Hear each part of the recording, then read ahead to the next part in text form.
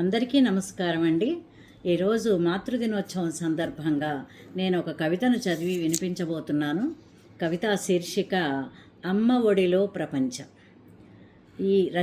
ఈ కవితా రచన పఠనం డాక్టర్ కందేపి రాణిప్రసాద్.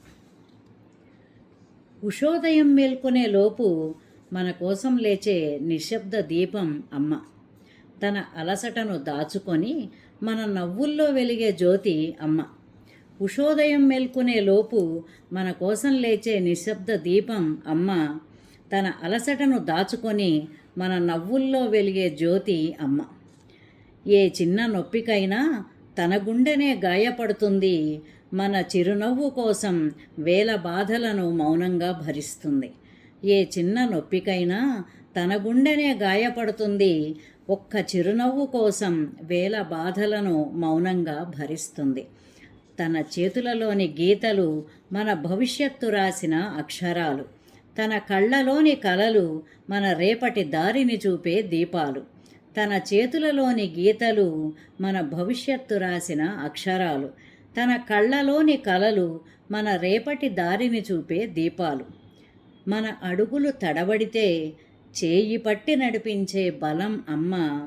మన మనసు విరిగితే మాటలతో మళ్ళీ కుట్టే ఓదార్పు అమ్మ. మన అడుగులు తడబడితే చేయి పట్టి నడిపించే బలం అమ్మ. మన మనసు విరిగితే మాటలతో మళ్ళీ కుట్టే ఓదార్పు అమ్మ.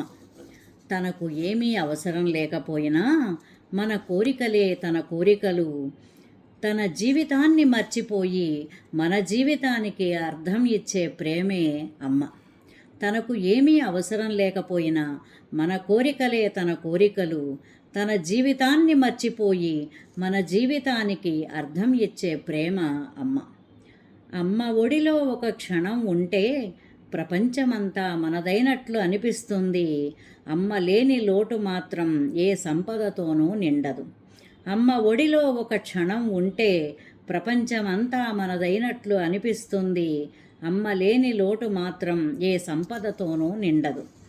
అమ్మ అంటే కేవలం పిలుపు కాదు, అది మన ప్రాణానికి ఆధారం. ఆ ప్రేమలోనే మన జీవితం నిశ్శబ్దంగా పరిపూర్ణమవుతుంది. అమ్మ అంటే కేవలం పిలుపు కాదు, అది మన ప్రాణానికి ఆధారం.